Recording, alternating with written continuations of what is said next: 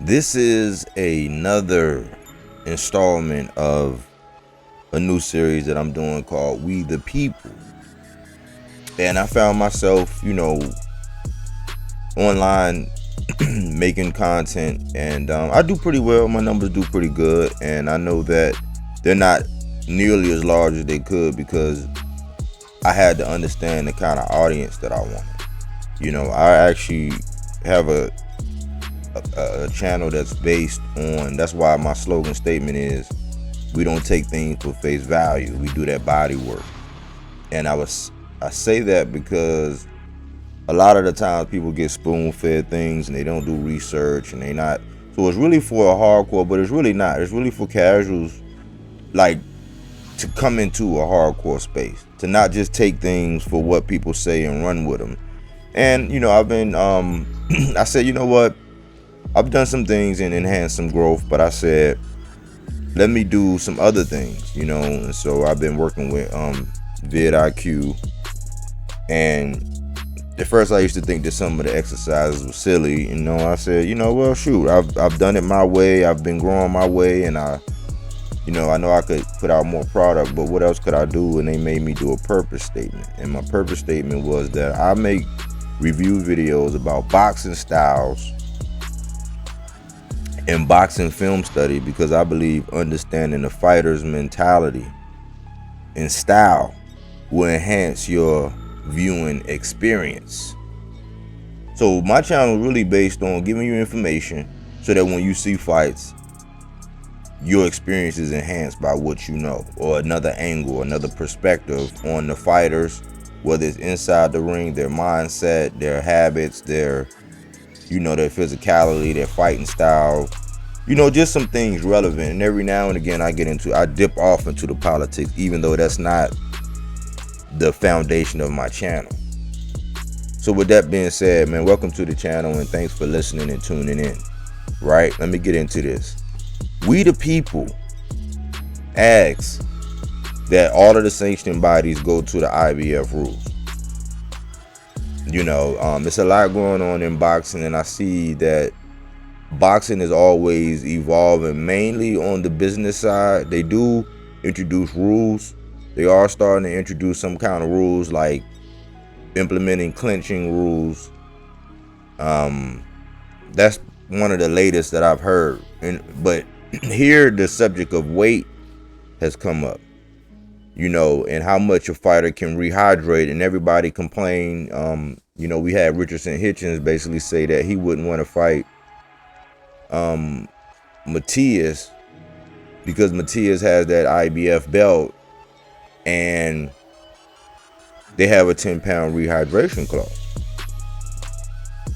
And I looked at it two ways. Richardson Hitchens is one of my guys.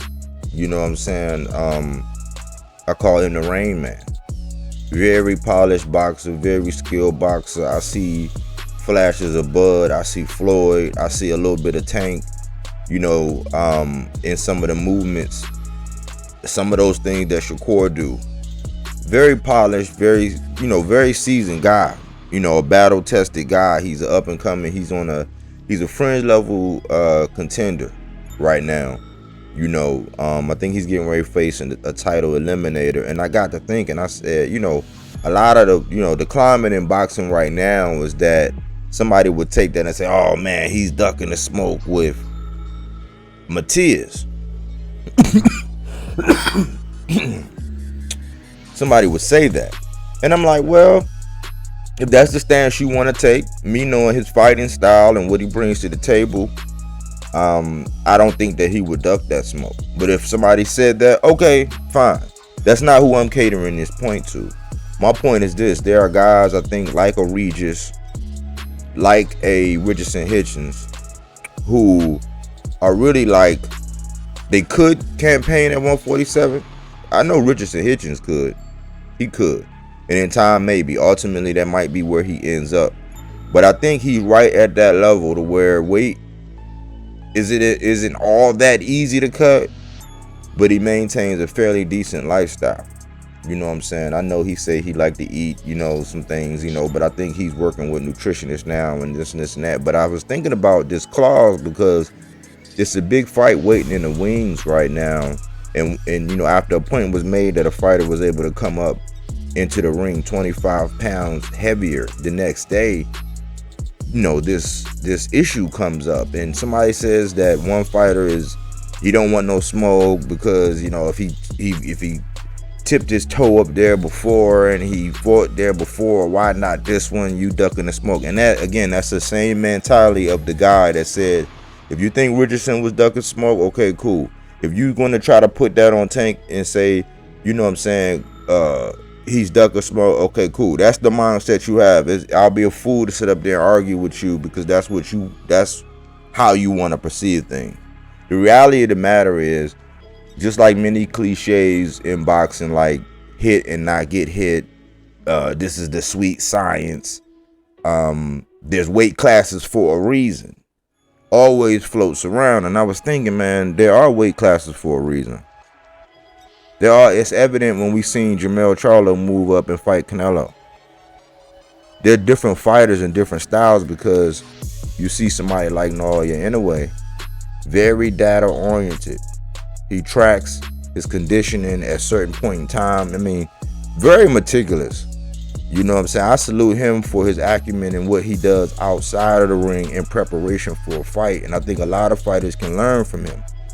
But in regards to this, we the people, I would like to say that I think all of the sanctioning bodies should go to this. I think it's more safety for the boxers. It would eliminate, people being labeled as such, and it'd be a concrete rule.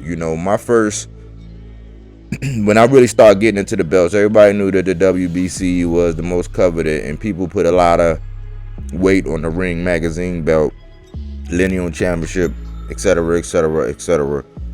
I know that happens, but I remember when Earl had got that IBF, and I was really learning. They was like, oh man, yeah, it's 10-pound rehydration.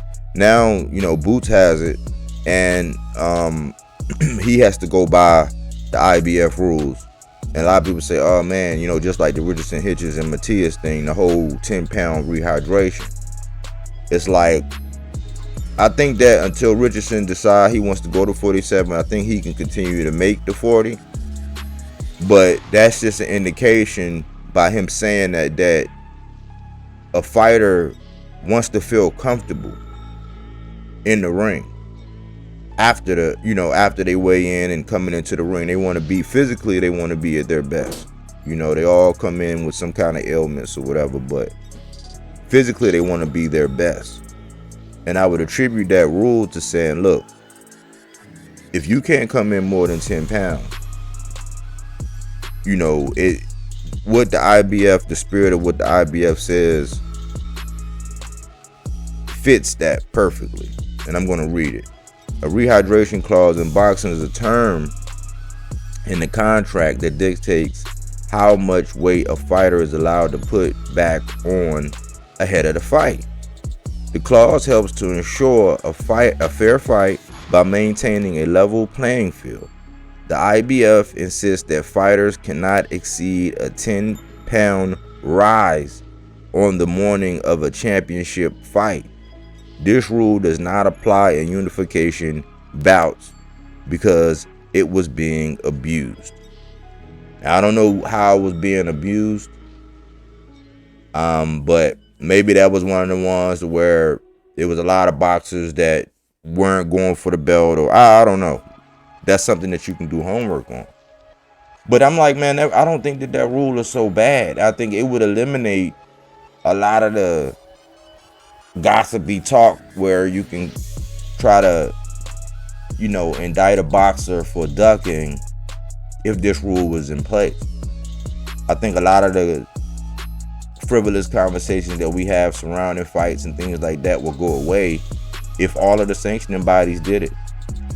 And if it wasn't a 10-pound, then maybe a 12-pound. But I would say, man, like, you think about it, if you go up 15 pounds, in between 135 and 140, that's 5 pounds. In between 140 and 147, that's 7 pounds. But in between 135 and 147, that's 12 pounds. So you can come in, you can go in at 135 and you can come in bigger than somebody that will fight at welterweight without this rule in place, like without abiding by this rule. And so I'm asking that we the people push that all of the sanctioning bodies have a rule similar to, if they can't, settle in at 10, that might be a little bit much.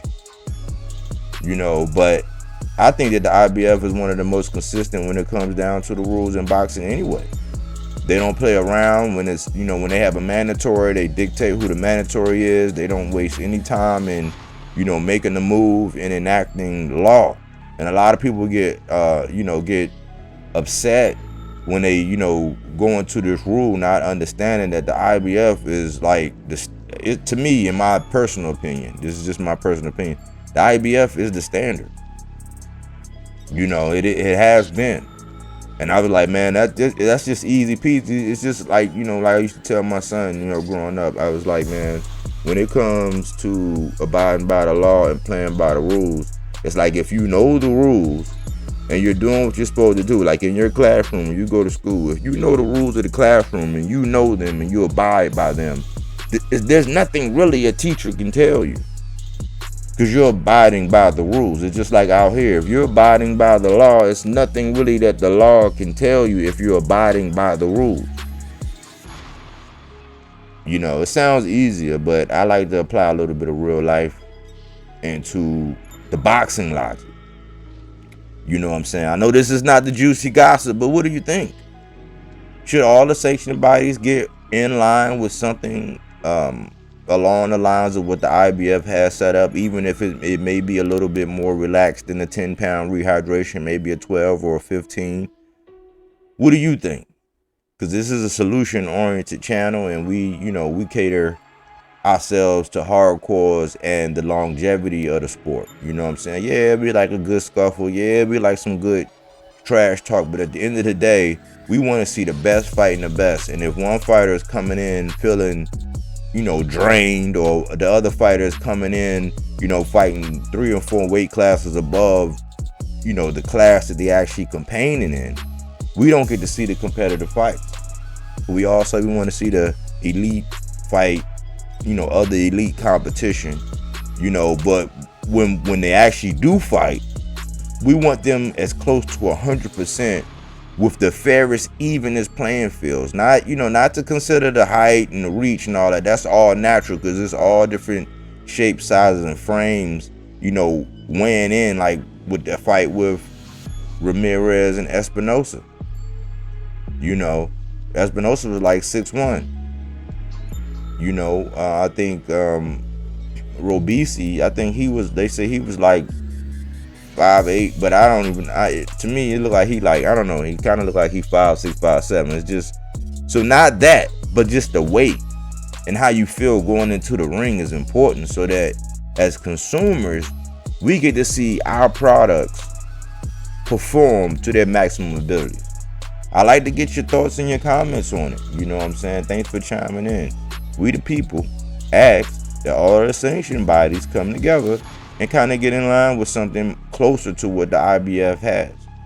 Let me know what you think. Peace.